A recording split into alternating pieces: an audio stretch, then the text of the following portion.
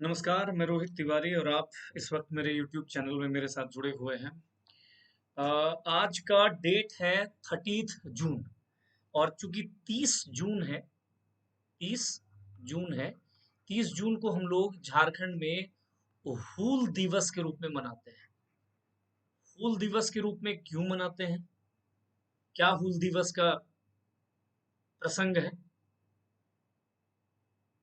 इसको जानने के लिए हमें यह जानना होगा कि 30 जून को कोई विशेष बड़ी घटना घटी थी।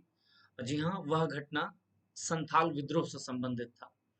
आपको बता दूं कि संथाल विद्रोह झारखंड की धरती पर एक ऐसा विद्रोह था जो हुआ तो झारखंड में था, लेकिन पूरे विश्व में यह चर्चा का बिंदु बन गया था। इस कदर इस विद्रोह की इंटेंसिटी इतनी अधिक थी। आपको जान करके हैरानी होगी कि कार्ल मार्क्स जैसे विद्वान संथाल विद्रोह की बात करते हैं, यानी संथाल विद्रोह का प्रभाव की तीव्रता इतनी व्यापक थी कि पश्चिम के विमर्श का भी केंद्र बन गया था। राइट। तो आइए एक बेहद ही महत्वपूर्ण टॉपिक संथाल विद्रोह, आज हूल दिवस के अवसर पर इसे पढ़ते हैं, इसे जानते हैं, इसे समझते हैं। यह टॉपिक, आपको एक बात बता दूं कि बिहार पब्लिक सर्विस कमीशन का मेंस और जेपीएससी का मेंस, जेएसएससी, यूपीएससी, कई जगहों पे यह बेहद महत्वपूर्ण टॉपिक के रूप में शामिल किया गया है, किया जाता रहा है, क्वेश्चंस इससे आते हैं। तो आइए इसको देखने का प्रयास करते हैं। सबसे पहली बात तो ये जान लीजिए कि यह हुआ था 1855-56 में, यानी जस्ट 1857 के पहले। और दूसरी बात ये जान लीजिए कि ये जो हाईलाइट किया हुआ जो इलाका है झारखंड के मैप में, इसको आप बोल देते हो संथाल परगना,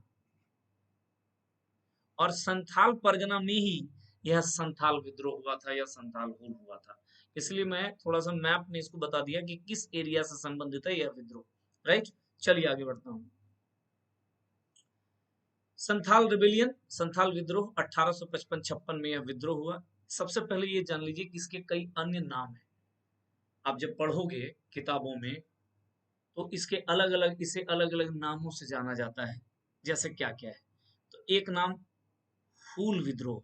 वास्तव में हूल जो शब्द है वह संथाली भाषा में इसका मतलब ही होता है क्रांति या विद्रोह। राइट। दूसरा इसका नाम कई बार कई जगह संथाल हूल दिया हुआ है, कई जगह सीदो कान्हू का विद्रोह, सीदो कान्हू का विद्रोह। ये अलग देखिए, सीदो कान्हू कई जगह स्पेलिंग भी अलग अलग किताबों में अलग अलग तरीके से दे रखा है। इसे मुक्ति आंदोलन भी कहा गया और संथाल परगना की प्रथम जन क्रांति भी इसे कही जाती है। यह क्रांति कही जाती है संथाल परगना की प्रथम जन क्रांति। और द मोस्ट इंपॉर्टेंट, भारत की प्रथम जन क्रांति भी इसको कहा गया है। और यह भारत की प्रथम जन क्रांति इसको कहा गया एक महान विद्वान कार्ल मार्क्स के द्वारा। कार्ल मार्क्स के द्वारा याद रखना है कि कार्ल मार्क्स ने भारत की प्रथम जन क्रांति की संज्ञा दी है। कौन से विद्रोह को? प्रश्न बहुत खूबसूरत पूछता है। तो संथाल विद्रोह को, हूल विद्रोह को। इसको एक और नाम, जैसे इसको खूनी विद्रोह भी कहा गया। खूनी विद्रोह इसलिए कहा गया क्योंकि इस विद्रोह के दौरान जो घटनाएं घटी उसमें व्यापक रूप से जान माल की क्षति हुई थी, जनहानि बहुत अधिक हुई थी, हत्याएं बहुत अधिक हुई थी, इसलिए इसको खूनी विद्रोह भी कहा जाता है। तो सबसे पहले तो ये जाने कि संथाल विद्रोह को अलग अलग नामों से जाना जाता है। नेतृत्व किसने किया? तो याद रखना है कि चार भाई हैं, सिदो, कान्हो, चांद और भैरव। और इधर फूलो और झानो, ये लोग इनकी बहनें हैं। और याद रखिएगा ये चारों जो हैं, सिदो, कान्हो, चांद, भैरव, ये चार का चारों के किसके बेटे थे? तो चुन्नू मांझी,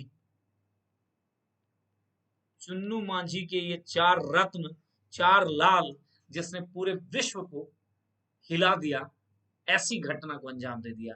इस प्रकार इन्होंने संथालों को मोटिवेट किया, इस प्रकार इन्होंने संथालों के अंदर में साहस भरा, इस प्रकार इन्होंने संथालों के मध्य नेतृत्व दिया कि इनके नेतृत्व में हजारों संथाल तीर धनुष लेकर के खड़े हो गए।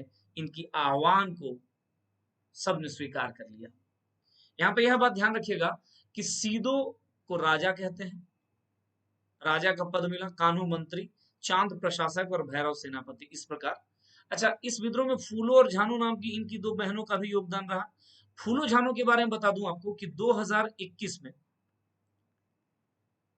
फूलो झानो आशीर्वाद योजना की शुरुआत की गई।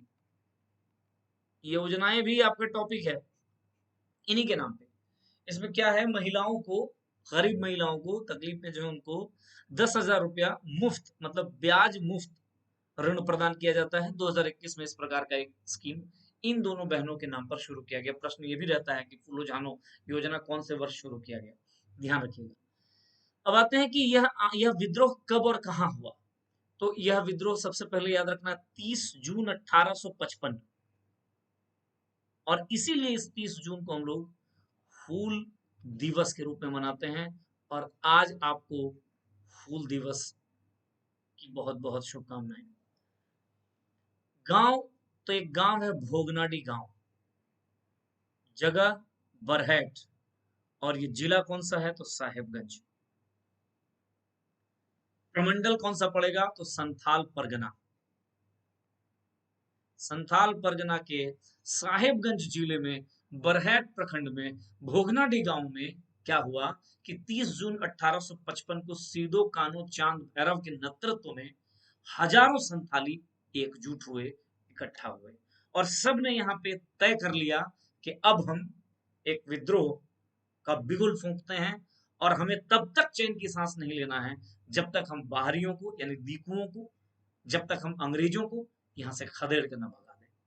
अब सवाल उठता है कि आखिर ऐसी कौन सी परिस्थितियां आन पड़ी थी कि हजारों संथाल अपने जान का परवाह किए बिना, अपने जान की परवाह किए बिना, अपनी जिंदगी की परवाह किए बिना लड़ने को तैयार हो गए। जाहिर है कि ये ऐसे ही नहीं, ऐसी मानसिकता होती है, कहीं ना कहीं संथालों के साथ कुछ ऐसा गलत हो रहा था जिसकी वजह से इस प्रकार की एकता, इस प्रकार का संगठन, इस प्रकार का नेतृत्व, इस प्रकार की रणनीति, इस प्रकार की साहस इनके अंदर में हुई थी, आई थी। तो अब अगले स्लाइड में ये देखते हैं कि कारण क्या था। देखिए, थोड़ा सा कारण को समझने के लिए बैकग्राउंड जाना पड़ेगा। आपको बताऊं, थोड़ा सा समझिएगा कि ये है, मान लिया जाए झारखंड है सपोज, ऐसा नहीं हम कह रहे हैं कि एकदम एग्जैक्टली है, लेकिन ये है, और ये है संथाल परगना। संथाल परगना का वास्तव में नाम तो संथाल परगना दे दिया, लेकिन संथाल परगना के पहले संथाल परगना का नाम पड़ा है 1856 में। तो 1856 से पहले इस क्षेत्र को, याद रखिएगा, मैं आपको लिखवा दे रहा हूं, 1824 में, जस्ट सेकेंड,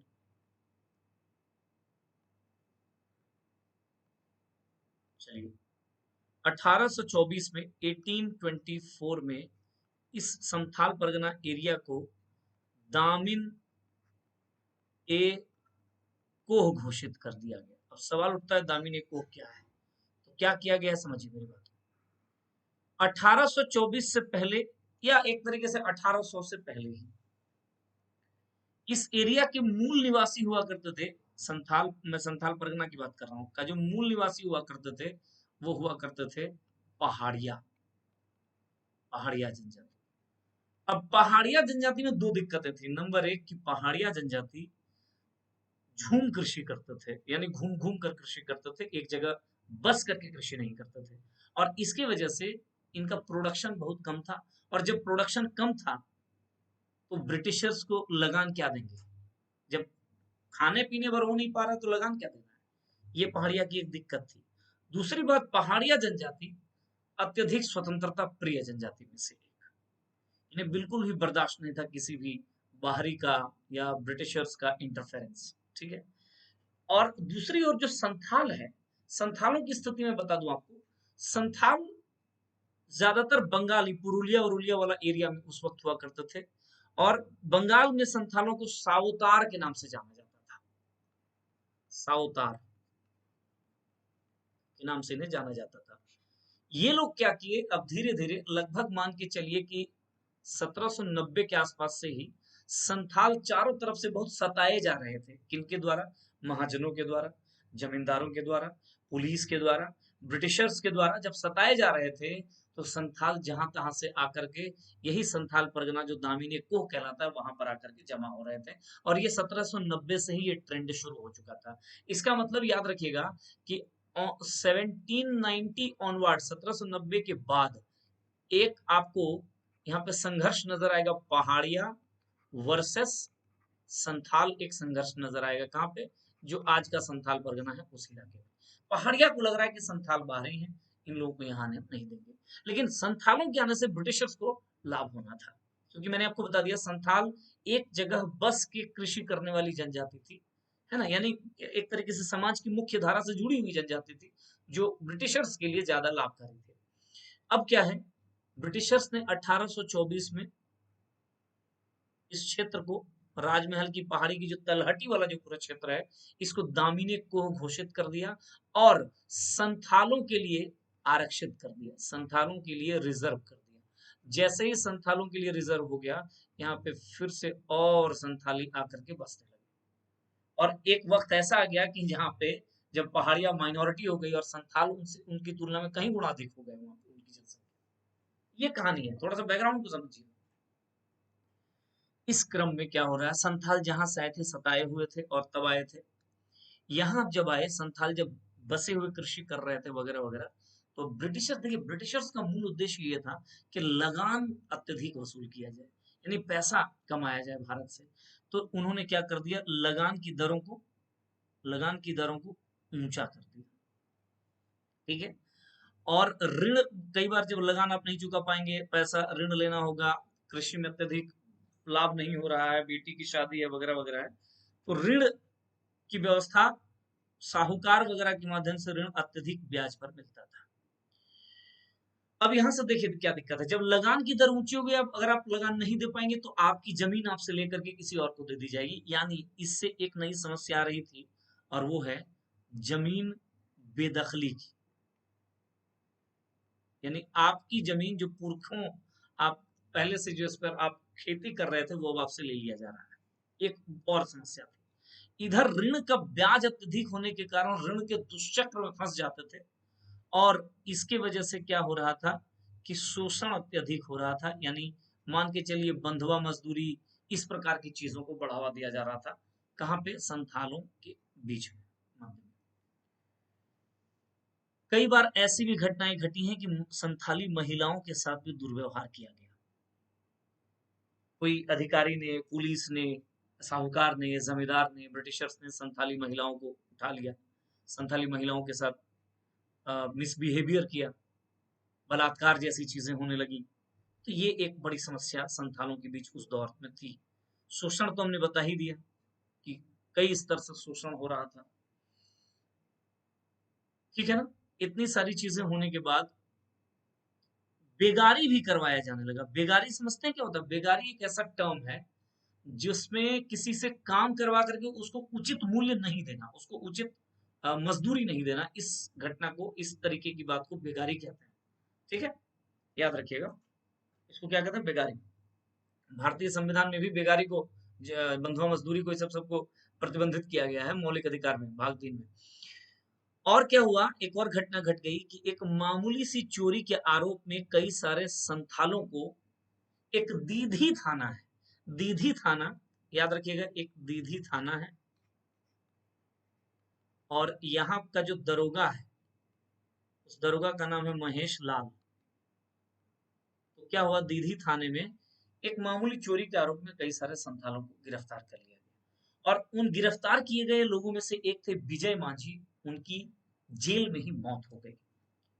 कुल मिलाकर के ये जो भागलपुर से वर्धमान जाने वाली जो रेलवे ट्रैक था, ये ट्रैक, इस ट्रैक में बेगारी कराया जाना और इस मामूली चोरी की वजह से जो इस तरीके से गिरफ्तारी करवा दिया गया और एक जन मर गए, इन दोनों घटनाओं ने तात्कालिक कारण का की भूमिका निभा दी।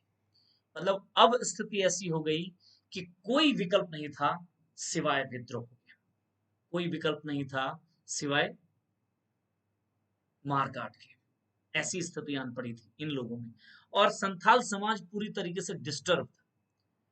टैक्स बढ़ा दिया जाना, ऋण में फंसा रहना, जमींदारी प्रथा, इसके अलावा भूमि बेदखली, महिलाओं के साथ दुर्व्यवहार, शोषण अत्यधिक हो रहा था। इन सब का नतीजा ये भी था कि इनके यहाँ आत्महत्या का दर भी बढ़ रहा था। मतलब संथाल किसान खूब सारे आत्महत्या कर रहे थे। अब समझिए, जिस समाज में, जिन गांवों में, जिन क्षेत्र में इतनी समस्याएं हों, वो कैसे अपने अधिकारों के लिए उठ खड़ा नहीं होता। और इसी बैकग्राउंड में देखिए, ज्यादातर क्या होता था उस दौर में, समस्याएं आती थी तो लोग उम्मीद करते थे ईश्वर से कि कभी किसी का तो अवतार होगा, भगवान का अवतार होगा, वो हमें ठीक करेंगे। सिद्धू कान्हू ने तय किया कि नहीं, अवतार होगा वो बाद में, हम नेतृत्व देंगे और अंग्रेजों को यहां से मार भगाएंगे। इन लोगों ने मीटिंग करी और मीटिंग करने के बाद, कारण आप समझ गए होंगे, ये सब कारण है इसमें, 6 कारण, उसमें 2-3 और जोड़ सकते हैं आप, जैसे एक आत्महत्या, 7वां जोड़ देंगे, एक 8वां में जमींदारी प्रथा जोड़ दीजिए, ठीक है। इस प्रकार की चीजों को आप डाल सकते हैं। तो ये कई कारण हैं जिनकी वजह से इस क्षेत्र में किसान जो है पूरा डिस्टर्ब हो गए। ज्यादातर कृषक असंतोष ही नजर आ रहा है आपको, किसानों में एक असंतोष की स्थिति थी। अब चलिए आते हैं कारण के बाद, जब ऐसी दिक्कत थी तो 30 जून 1855 को सब लोगों को बुलाया गया। 30 जून 1855 को सब लोगों को बुलाया गया। वही कहाँ पे, भोगनाडी गांव। भोगनाडी बहुत बार पूछा गया है क्वेश्चन। और सब लोगों ने ये तय कर दिया और उसी दिन 30 जून को ही विद्रोह की शुरुआत कर दी गई। और इसीलिए 30 जून, आज की डेट में 30 जून को हम लोग हूल दिवस मनाते हैं। क्षेत्रीय विस्तार, देखिए यह विद्रोह केवल संथाल परगना तक सीमित नहीं था, बल्कि यह और भी जगह फैल चुका था। जैसे हजारीबाग क्षेत्र में आपको नजर आएगा, हजारीबाग क्षेत्र में अ, हजारीबाग क्षेत्र में आपको लुबाई मांझी, अर्जुन मांझी ऐसे लोग नजर आ रहे थे नेतृत्व देते हुए। वीरभूम के इलाके में भी, बंगाल वाला इलाका, छोटा नागपुर के इलाके में भी आपको संथाल विद्रोह फैलता हुआ नजर आ रहा है। इसका मतलब अगर संथाल विद्रोह का क्षेत्रीय विस्तार देखें तो केवल संथाल परगना नहीं, बल्कि झारखंड के और विभिन्न हिस्सों में भी यह विद्रोह अपना प्रभाव दिखा रहा था। 2-3 महत्वपूर्ण नारा लगा दिया गया। एक तो अपना देश अपना राज, अबुआ देश अबुआ राज, ऐसे करके एक नारा लगाया गया। इसी विद्रोह के दौरान करो या मरो का नारा लगाया गया। और अंग्रेजों हमारी माटी छोड़ो, ये 3 नारे लगाए गए संथाल विद्रोह के दौरान। अब आइए जरा समझते हैं कि घटनाक्रम कैसे क्या कुछ होता है। तो 30 जून 1855 की घटनाक्रम तो आपने देख लिया कि मीटिंग हुई, तय किया गया, हजारों, 5,000 से भी अधिक, सुनते हैं 10,000 के आसपास के संथाल वहां पे, 8,000 के आसपास के संथाल वहां पर एकत्रित हुए और सबने ये तय कर दिया कि नहीं, हमें अब आंदोलन को आगे बढ़ाना है, विद्रोह करना है। और विद्रोह जो होगा वो खूनी विद्रोह होगा। विद्रोह जो होगा वो केवल ब्रिटिशर्स के खिलाफ नहीं होगा, उसमें साहूकार, उसमें जमींदार, उसमें दीकू, सब लोग टारगेट होंगे, ठीक है। अब देखिए क्या है दूसरा पॉइंट, हाँ वही वाला पॉइंट है, जमींदार, महाजन, पुलिस, सरकारी कर्मचारी, ये सब के सब निशाने पर आ गए इस विद्रोह में। भयानक जान माल की क्षति हुई। मेजर बारो एक मेजर हैं, ये आए अपनी एक टुकड़ी लेकर के, इनको भी हार का सामना करना पड़ा, ये भी मारे गए। 5 दिसंबर 1855 को ये जब मामला आगे बढ़ा, 30 जून से लेकर के 5 दिसंबर तक चले गए, तो 5 दिसंबर 1855 को सीधो को पकड़ करके फांसी दे दी गई। वहीं 23 फरवरी 1856 को, जस्ट 2 महीने बाद, 1856 को कान्हों को भी फांसी दे दी गई। इन दोनों को फांसी बरहैत में दी गई थी। बरहैत में इन दोनों को फांसी दी गई थी, याद रखिएगा, भोगनाडी में ही। चांद और भैरव, ये बरहैत में ही गोली मार दिए गए। इसका मतलब क्या है कि इस विद्रोह को नेतृत्व प्रदान करने वाले चारों हीरो, चारों जो नायक हैं, वो अब इस दुनिया में नहीं रहे। और यह विद्रोह धीरे धीरे, क्या जब नेतृत्व विहीन हो जाता है ना कोई विद्रोह, कोई आंदोलन, तो विद्रोह आंदोलन दब जाता है। अंग्रेजों ने क्या किया था, अंग्रेजों ने इस विद्रोह के विद्रोहियों से बचने के लिए, मतलब हम बचे रहे इसके लिए, पाकुड़ में, याद रखना है बहुत इंपॉर्टेंट पॉइंट है, पाकुड़ में मार्टिलो टावर का निर्माण कराया था। तो पहला तो सवाल यही कि मार्टिलो टावर कहाँ है, पाकुड़ में। क्यों बनवाया गया था अंग्रेजों के द्वारा, ताकि हम संथाल विद्रोहियों से बच सके, जाकर के वहां पे एक सेफ्टी वॉल्व की तरह काम कर रहा था। पाकुड़ की एक रानी है क्षेमा सुंदरी, और क्षेमा सुंदरी से भी विद्रोहियों ने मदद मांगी थी, मदद मांगी थी। इसी बीच याद रखिएगा कि बहुत सारी हत्याएं होने लगी, कई सारे ऑफिसर्स को टारगेट किया गया। उधर जो ये जो महेश लाल जो जी जो थे दरोगा दीदी थाने के, ये जो भी हमने बताया ना, दीदी थाने का महेश लाल, इनको, इनकी हत्या कर दी गई। इसके अलावे जो महेशपुर का जो महल है, महेशपुर का, उस महल में भी विद्रोहियों ने अपना कंट्रोल स्टैब्लिश करने की पूरी कोशिश की। ठीक है, तो याद रखिएगा। अब परिणाम देखते हैं, तो परिणाम में 3 पॉइंट याद रखना। 30 नवंबर का एक डेट याद रखना, 30 नवंबर 1856 क्या हुआ, तो संथाल परगना को नॉन रेगुलेशन जिला बनाया गया। एक जिला के रूप में संथाल परगना की पहचान हुई 30 नवंबर 1856, याद रखिएगा। इसके पहले 1824 को इसे दामिनी कोह कहा जाता था। और जब जिला बनाया गया तो पहला जिलाधीश कौन बने, तो एशली एडन। एशली एडन नाम के एक व्यक्ति हैं जो फर्स्ट डिस्ट्रिक्ट कलेक्टर बने, जिलाधीश बने। नंबर 2, हमने यहाँ से क्वेश्चन बनेगा कि संथाल परगना को एक नॉन रेगुलेशन जिला के रूप में कब डेवलप किया गया, तो 30 नवंबर 1856 को। नेक्स्ट 1855 के एक्ट 37 के अनुसार क्या कर दिया गया कि जो दामिनी को है का नाम बदलकर संथाल परगना कर दिया गया। हमने अभी भी बताया एक नया जिला बनाया दामिनी को। दामिनी को कब बना था, 1824 में। और 1856 में यूल रूल लाया गया। यूल रूल एक भूमि संबंधी रूल है। You'll, George Yule actually Bhagalpur के कमिश्नर थे, इस डिवीजन के कमिश्नर थे, है ना। तो कमिश्नर साहब की अध्यक्षता में एक रूल लाया गया, यूल रूल। यूल रूल के बारे में आपको बता दूं कि इसमें जो स्थानीय विधि व्यवस्था थी, स्थानीय विधि व्यवस्था संथालों के मध्य, उसी को लागू किया गया। ठीक है, इसके अलावा लोकल पुलिसिंग सिस्टम को लागू किया गया। और जो ग्राम प्रधान है, ग्राम प्रधान, उसी को पुलिस शक्तियां दे दी गई। मतलब जब देखा कि इतने बड़े स्तर पर दिक्कत है, तो यहाँ के लोगों को खुश करने के लिए यूल रूल लाया गया। ऐसा ही काम किया गया है सिंहभूम में, जब विल्किंसन रूल लाया जाता है। ठीक है, तो याद रखना यूल रूल कब आया, 1856 में। Very important fact. तो इस प्रकार ये हैं आपके संथाल विद्रोह। इसमें देखिए, कोई भी विद्रोह अगर आप पढ़े ना, कोई भी विद्रोह पढ़िए या आंदोलन पढ़िए, तो याद रखिएगा अगर मेंस की आप तैयारी कर रहे हो तो इसका 3 अलग अलग डायमेंशन होता है। एक तो कारण जान जाइए, अच्छे से समझ लीजिए एकदम अच्छे से चीजों को। एक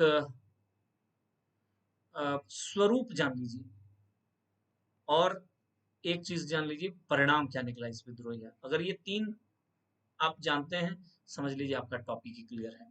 तो स्वरूप में आपको कंफ्यूजन होगा उसमें क्या क्या आता है, तो देखिए क्या क्या आता है।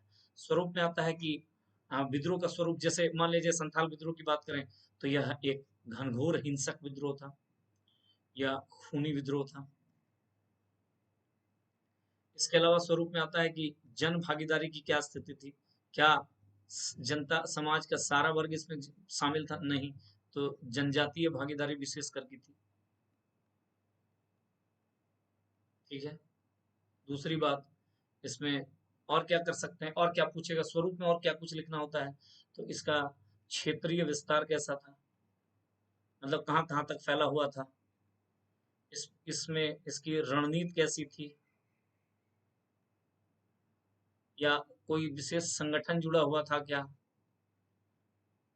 ये सब चीज, नेतृत्व, नेतृत्व कैसा था, ये सब चीज स्वरूप में आता है।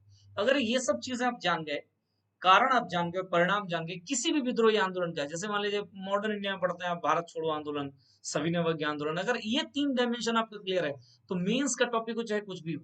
बाकी देखिए लिखना है मेंस में, कैसे लिखना है थोड़ा सा अच्छा से समझा के लिखना है। क्या लिखना है, झारखंड विद्रोहों एवं क्रांतियों की भूमि रही है। झारखंड में अनेक क्रांतिकारियों एवं विद्रोहों ने विद्रोहियों ने जन्म लिया है। ये लिखने के तरीके हैं, जैसे dash dash dash dash dash. इनमें से एक विद्रोह संथाल विद्रोह की तीव्रता और उसका प्रभाव को इस तरीके से भी समझा जा सकता है कि इसने पश्चिम के विमर्श का केंद्र बन गया। कार्ल मार्क्स जैसे विद्वान इसके बारे में बात कर रहे हैं। ऐसे लिखना है, ऐसे स्टार्ट करना है, उसके बाद चीजों जो भी जिस तरीके के प्रश्न पूछा गया है आप उसको लिखते चले जाइए। तो कुल मिलाकर के ये है संथाल विद्रोह। अच्छे से इसको आप तैयार कर लीजिए, इससे क्वेश्चन अक्सर आते हैं। बाकी आज हूल दिवस की बहुत बहुत शुभकामनाएं।